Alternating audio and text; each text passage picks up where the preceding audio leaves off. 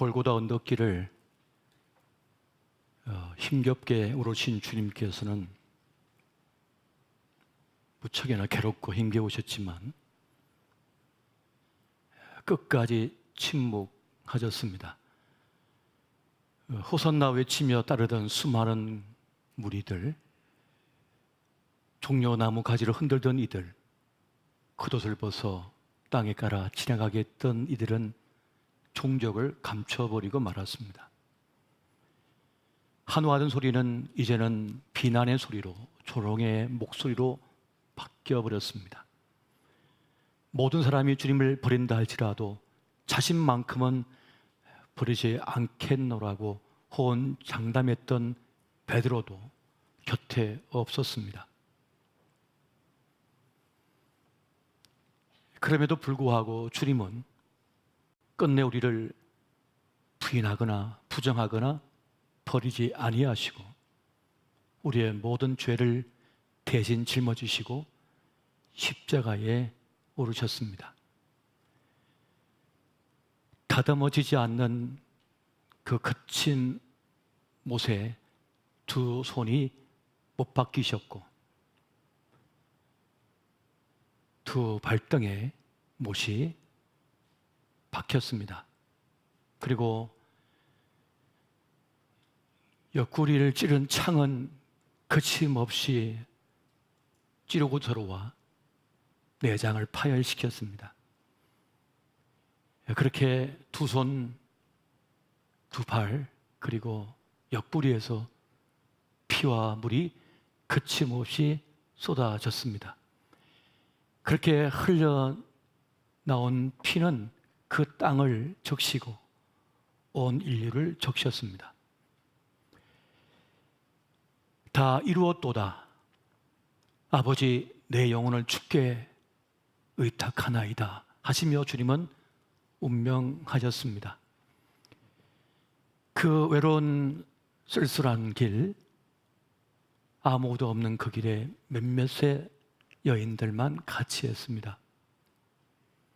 그리고 사흘째 되는 날 그 무덤가에 마리아와 여인이 달려갑니다. 네, 그곳은 주님께서 계시지 아니하셨습니다. 주님께서 부활하셨기 때문입니다.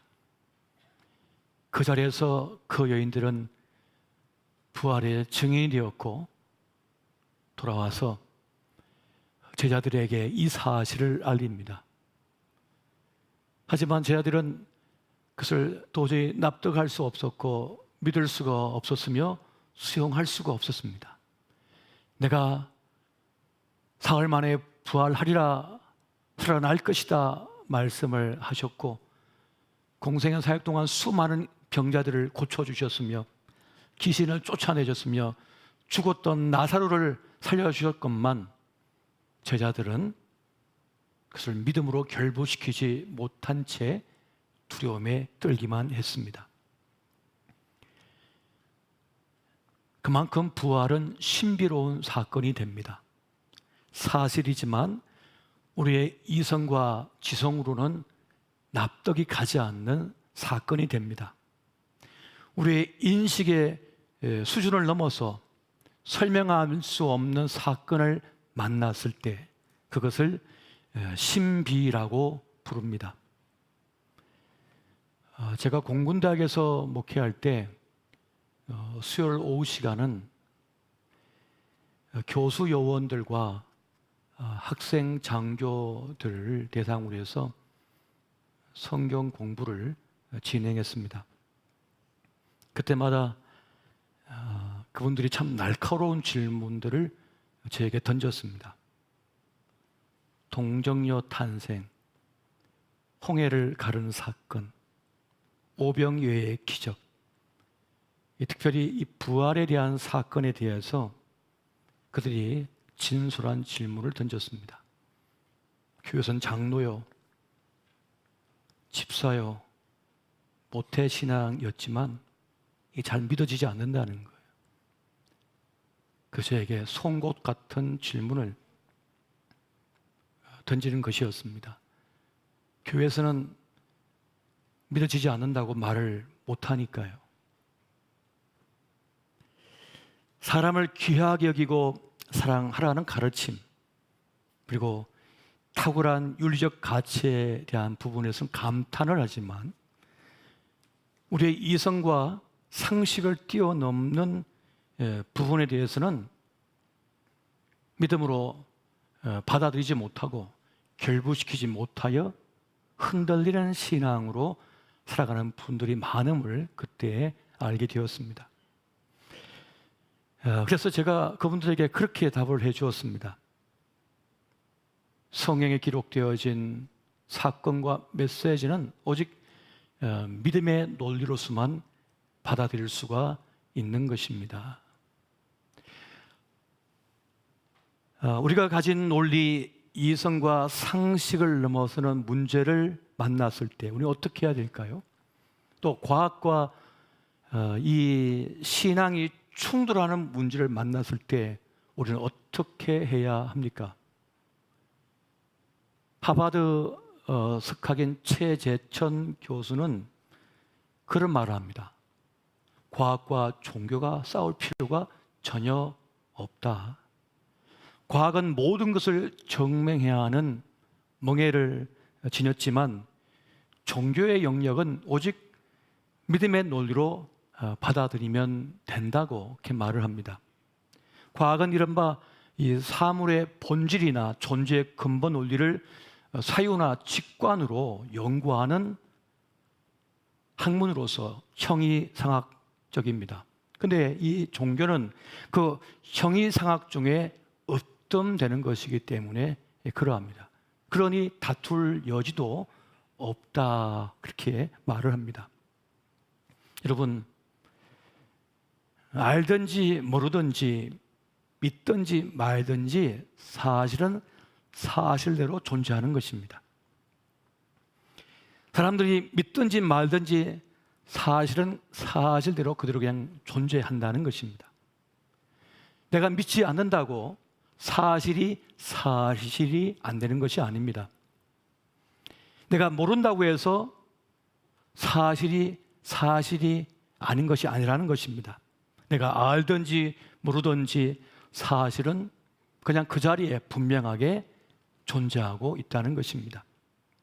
내가 이해하지 못하는 일이 일어났을 때 내가 이해하지 못했다고 해서 그것이 일어나지 않은 일이 되는 것이 아니라는 그런 말씀인 것입니다. 내가 원인도 모르고 과정도 모르고 그 결과 앞에서 내가 답답하다 하더라도 그 일이 발생한 그 일이 부정될 수 없다는 말입니다. 부활의 사건은 바로 그러한 사건인 것입니다. 도무지 내 이성과 지성으로는, 지식으로는, 경험으로는 이해도 되지 않고 납득도 되지 않는 일이지만 그 십자가 구원의 길을 따르다 보면 부활과 구원의 역사를 경험하게 된다는 것입니다. 이것이 바로 성경의 가르침이 되고 있는 것입니다. 2000년 11월 달에 오스트리아 찰즈부르크 이 스키 휴양지에서 큰 화재가 일어났습니다. 터널을 내려오던 열차에 화재가 발생해서 이 내리막길에 있던 이 열차가 터널 안에서 멈춰버린 겁니다.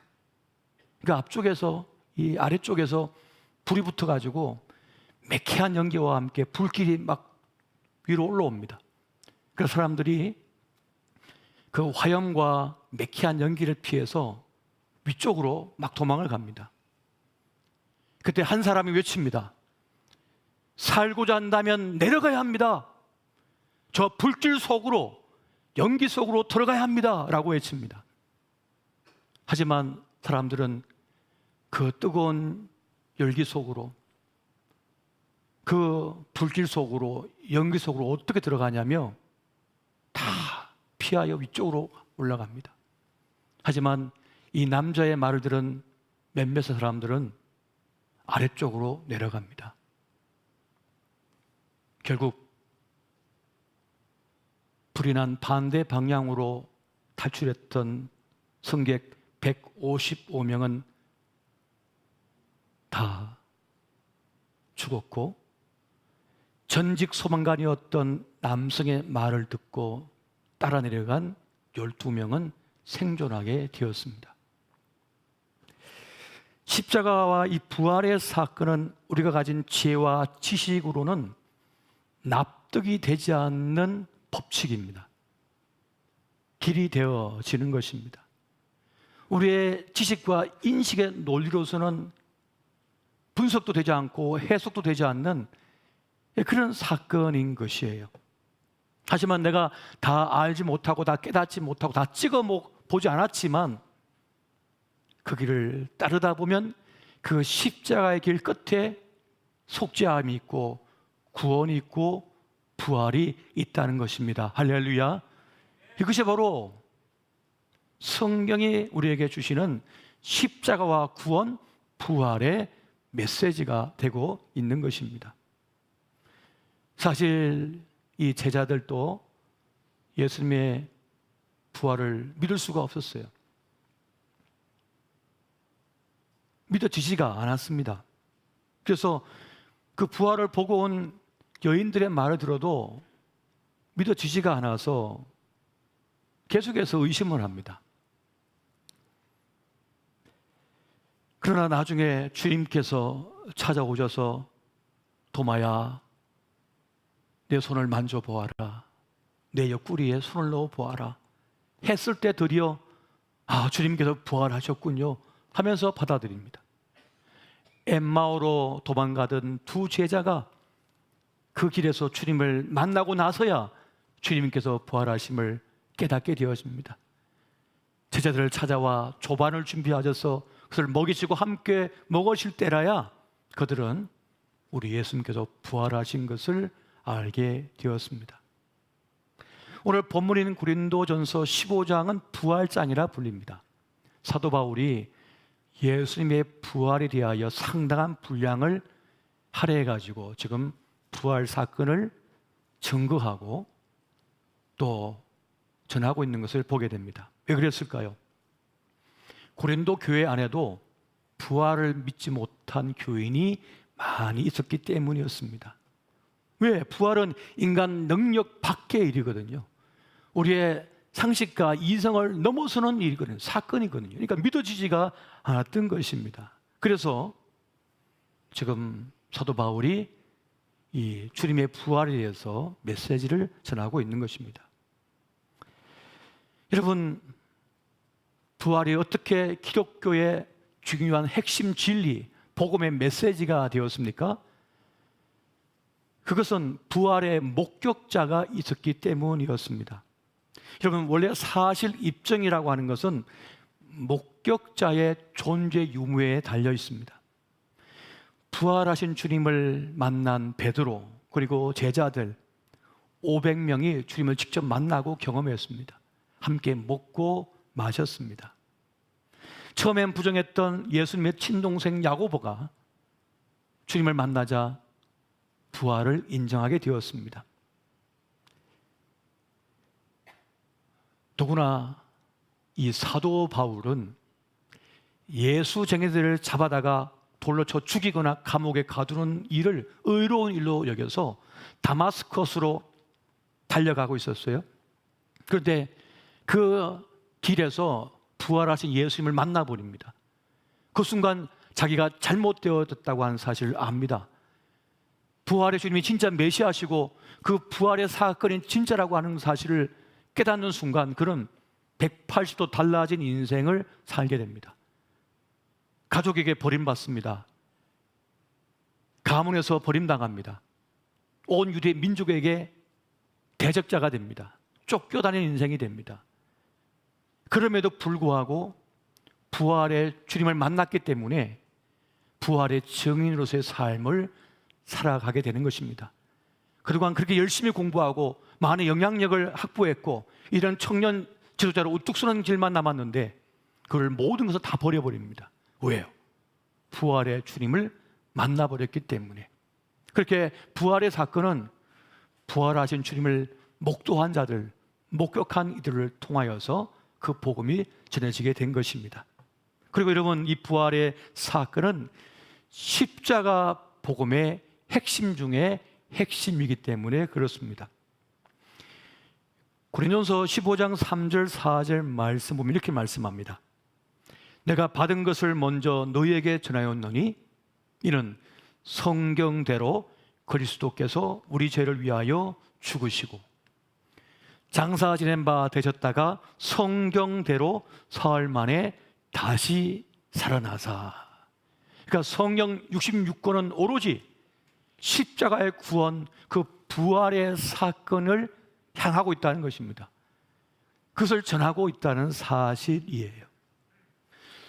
주님께서 그렇게 우리 죄를 속하여 구원하시기 위하여, 부활시키기 위하여 우리의 모든 죄를 짊어지고 십자가에 죽으셨다가 사흘 만에 부활하셨다는 것. 그래서 그 주님을 영접하는 자마다 하나님의 자녀가 되고 죄를 속함받고 영원한 생명을 가진 부활의 사람이 된다. 이것이 바로 성경 66권의 핵심 메시지가 되는 것입니다. 예수 믿는다고 하는 것은 바로 이걸 믿는다는 것입니다.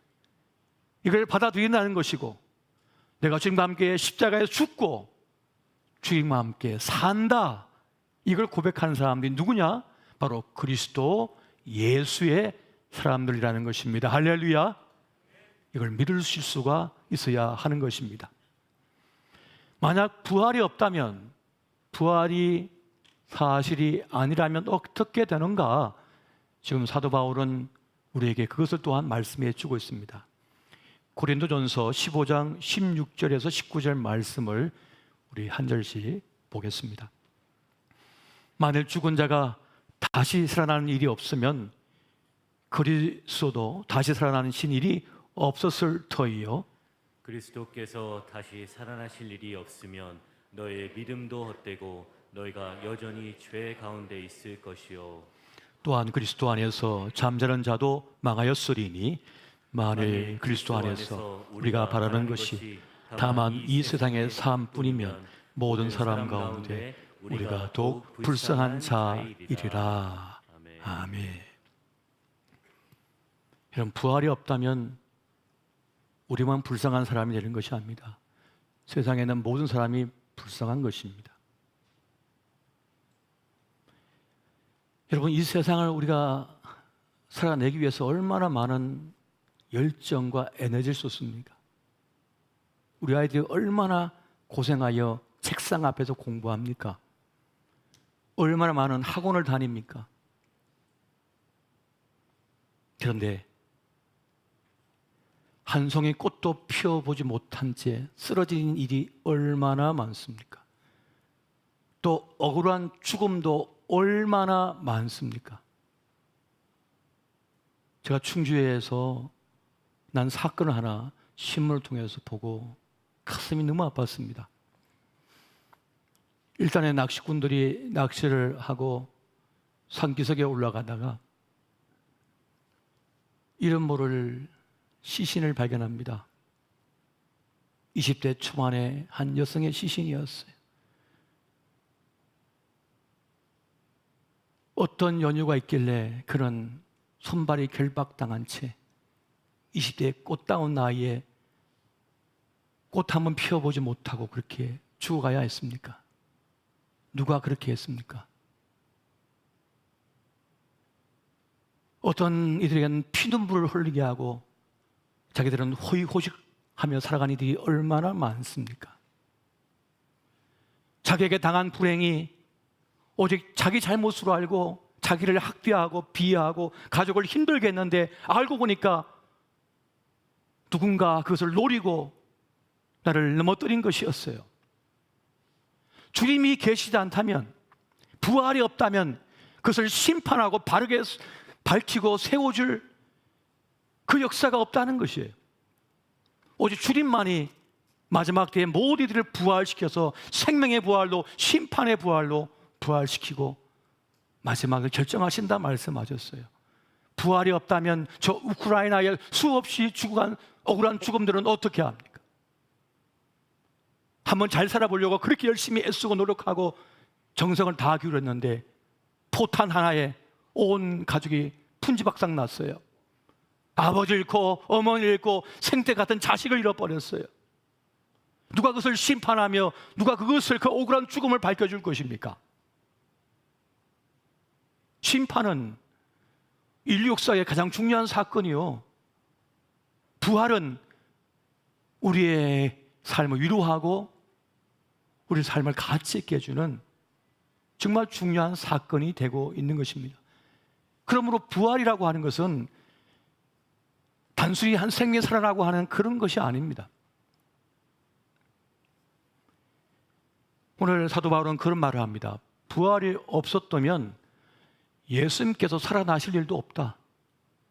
그래서 우리가 그 부활하신 주님을 만났지 않느냐, 지금 그 손을 만졌지 않느냐, 그 옆구리에 손을 넣어보았지 않느냐, 같이 밥을 먹지 않았느냐, 그분이 성천하는 것을 보았지 않느냐. 부활은 진실이며 그를 믿어야 된다고 지금 말씀하고 있는 것입니다. 그러면서 한 가지 중요한 것을 알려주고 있습니다. 고린도전서 15장 10절에 내가 나된 것은 하나님의 은혜로 된 것이니. 여러분, 어떤 이들은요, 어떤 증거를 가져와도 안 믿는 사람이 있어요. 증거를 다 모아서 직접 눈앞에 보여주도요, 안 믿어버려요. 전에 타진요라고 하는 것이 있습니다. 타블로에게 진실을 요구합니다라고 하는 말입니다. 타블로라고 하는 아주 젊은 뮤지션 가수가 있었습니다. 근데 그 친구가 스탠포드를 나왔다는 거예요. 미국 명문대를. 그러니까 사람들이 안 믿는 거예요. 별로 똑똑해 보이지도 않고 어설퍼 보이는데 무슨 말이냐. 그런데 이 친구가 학교 입학증서, 졸업증서, 학교 성적표, 친구들과 함께 활동했던 사진, 심지어는 그 학교 교무처장, 교수가 나와가지고 증언까지 해줍니다. 그런데도 안 믿어요. 끝까지 믿지 않아요. 믿지 않기로 작정하면 끝까지 안 믿는 겁니다. 어떤 사실이 있어도 믿지 않는 거예요.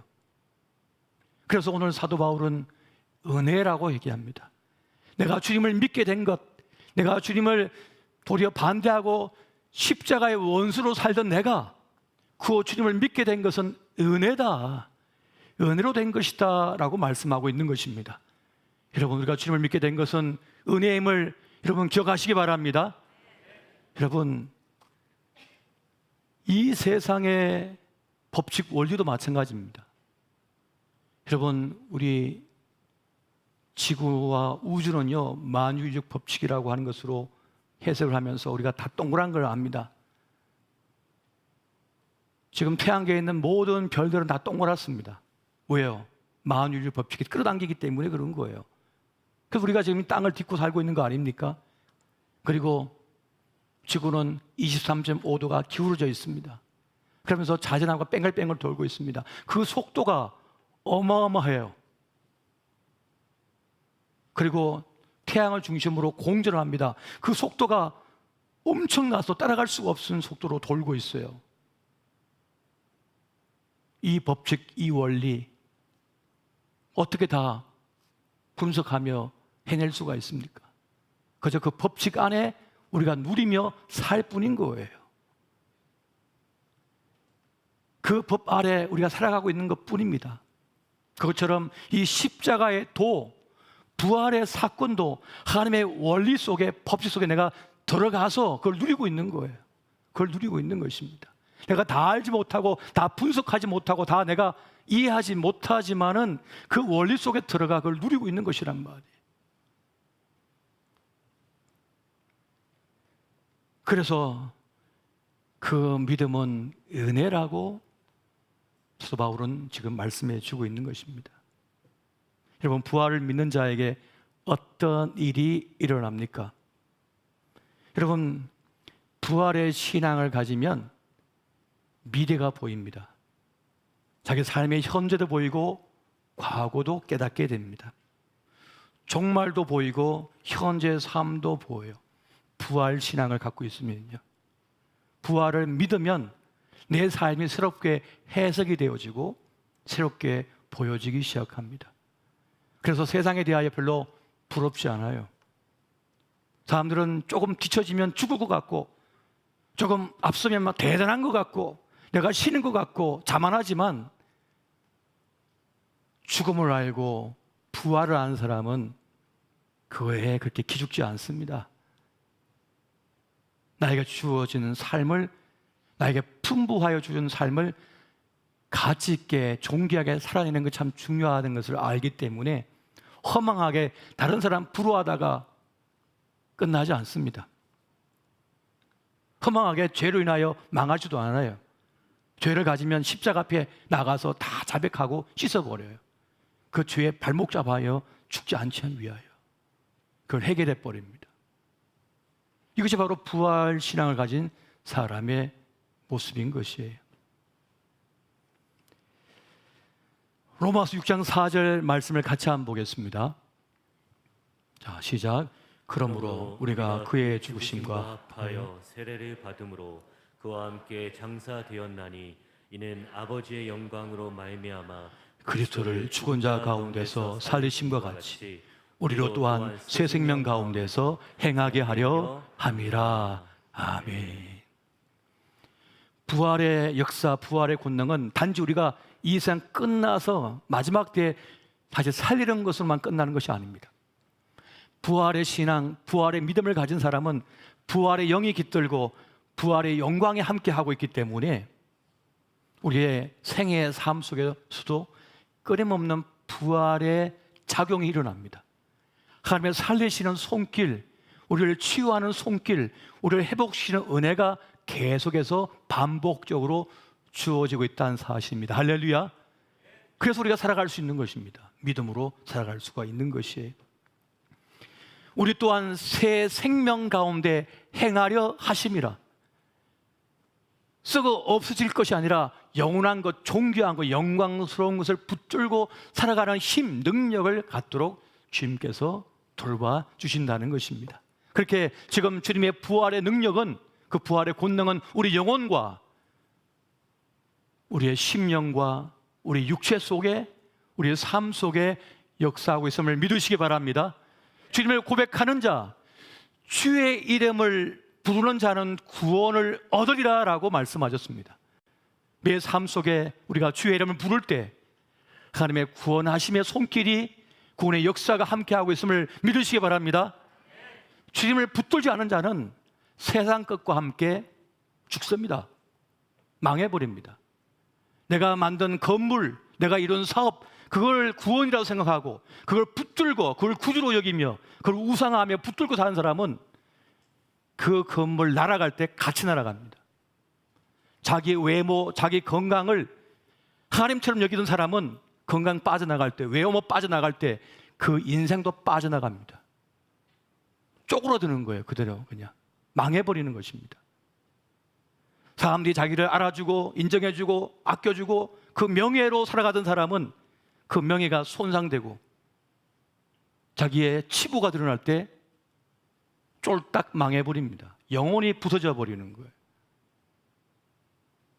그러나 부활의 믿음, 부활 신앙을 갖고 있는 사람, 오직 구원은 예수께 있다라고 하는 사실 믿고 살아가는 사람은 이미 지난 과거의 세상적인 영광과 모든 것은, 죄는 십자가 함께 못 박히고 주님과 함께 살아났기 때문에 이제는 그새 끌려다니지가 않다는 것입니다. 끌려다니지 않아요.